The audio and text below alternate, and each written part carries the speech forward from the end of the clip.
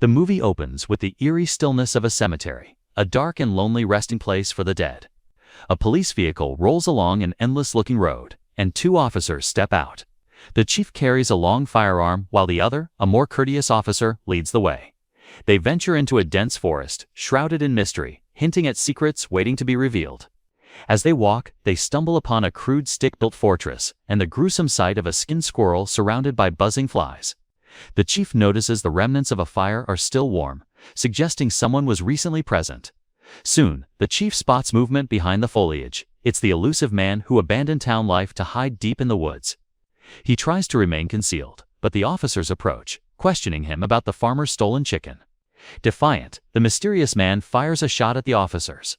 The polite officer readies his gun, while the chief speaks to the man with measured calm. After some time, the chief decides to leave. The mysterious man vanishes from view, but offers cryptic advice about breaking rules and staying composed. As the officers turn back to their vehicle, the man reappears, delivering a cheeky, disrespectful greeting that catches the chief off guard. On their drive back, they notice the sun is still high despite it being 8:20 p.m. Something feels off.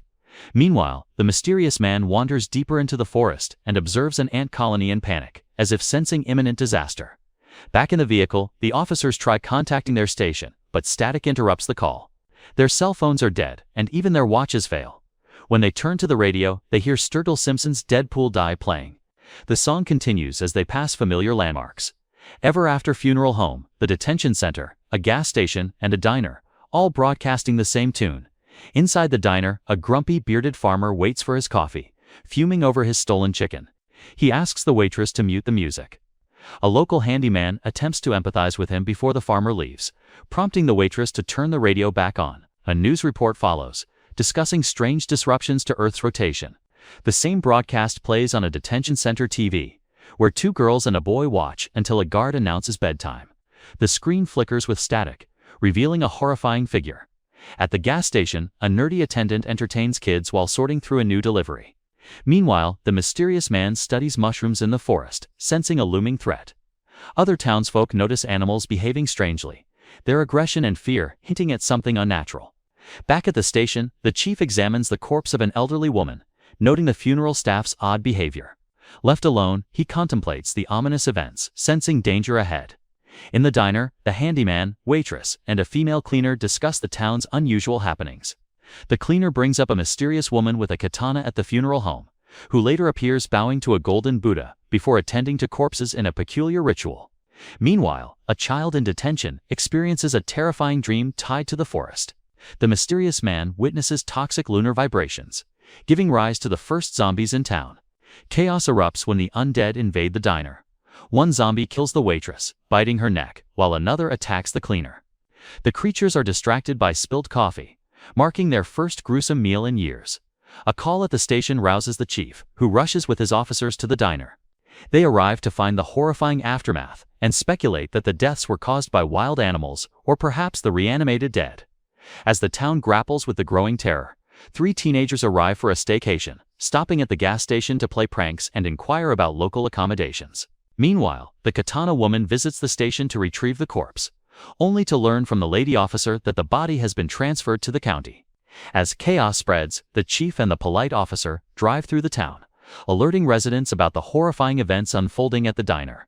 Everywhere they go, people, children included, sense a sudden, unnatural shift in the environment, as though a grave threat looms over the earth. During their patrol, the officers discuss strategies for handling the undead. The gentleman officer reminds the chief of a simple rule: always aim for the head. The same advice the strange man had once given the handyman. Bracing themselves for the worst, they prepare for the inevitable confrontation. Meanwhile, the three teenagers holed up in the motel begin to feel the terror as they lock their doors, sensing something sinister outside. That night, the nightmare escalates. The dead begin to rise, emerging from graves and stages, reclaiming the world from which they had been absent. Outside, the motel clerk becomes a victim of the ravenous undead. Back at the station, the corpse of an elderly woman reanimates, signaling the true start of the terror. The chief fires at her, but misses. The gentleman officer steps in, striking several blows before finally decapitating the corpse. At the funeral home, the katana-wielding woman continues her grim task. As she applies makeup to the corpses, their eyes snap open. She responds swiftly, slicing through their heads to prevent further chaos. The farmer faces the same horror when a zombie intrudes on his property, grabbing his beard. Summoning his courage and anger, he manages to decapitate the creature. Throughout the town, the nerdy clerk and local handyman barricade doors, using whatever tools they have to defend themselves and dismantle the attacking zombies. Meanwhile, at the station, the lady officer is overwhelmed with emotion, seeking reassurance as she watches humanity struggle for survival. Elsewhere, the mysterious man observes a massive flock of crows circling the sky, moving as if drawn to the carnage below. The chief and officers witness the katana woman in action, her skill and precision cutting down zombies without mercy. Impressed, the chief praises her bravery and allows her into the station. Understanding the gravity of the situation, the katana woman offers to stay at the station to monitor the crisis, promising to meet the officers later at the cemetery. Meanwhile, the chief and his team continue patrolling the town as the zombie invasion intensifies. As they move through the streets, they notice the undead mimicking fragments of their former lives. Zombies play tennis on the field, children's toys are sought out, and the reanimated attempt to continue routines from when they were alive. But their time is abruptly cut short, forcing them to abandon these pursuits. Everywhere, townspeople scramble to survive, avoiding the flesh-hungry undead or defending themselves from conversion. The farmer continues to shoot zombies invading his land, while the officers make their way to the motel.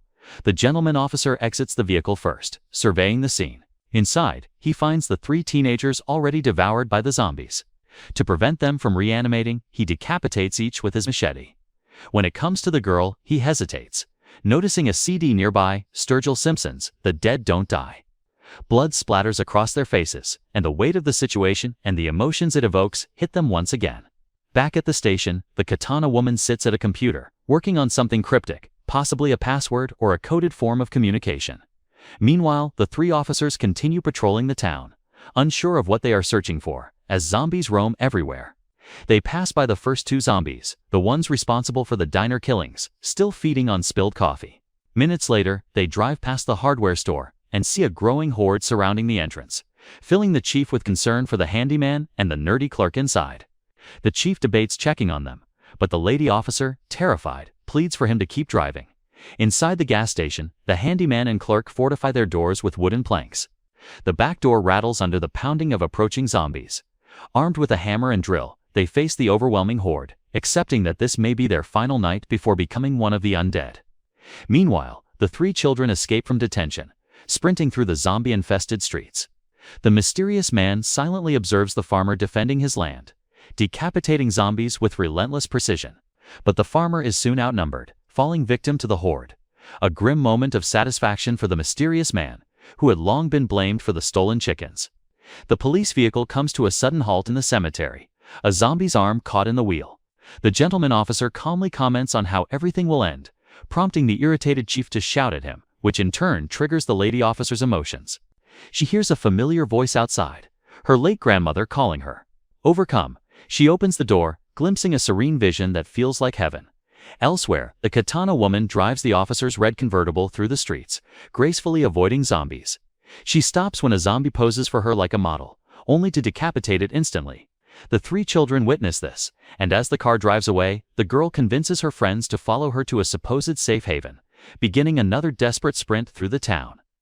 Meanwhile, the chief comments on how unnervingly calm the gentleman officer remains amid the chaos. The officer reveals he knows because he's read the script, while the chief complains he's only been given fragments and has no idea how the story will unfold. Their argument is cut short as the katana woman arrives at the cemetery in the red convertible. The zombies suddenly part, drawn to an unseen force. A spaceship appears, seemingly claiming her, and she is lifted away as it departs from the devastated earth. The chief and gentleman officer are stunned. This event was not in the script. The final scene shows the mysterious man observing everything through binoculars, watching as the 2 officers are trapped, surrounded by the undead. People of all ages rise from the dead, some once friends or colleagues. In the cemetery, the officers fight with their limited mortal strength, gun in hand, machete swinging, giving everything they have in a desperate battle. As the sun delays its light, the threat to humanity looms ever larger. In the town of Centerville, the dead don't die. Subscribe for more recaps like these.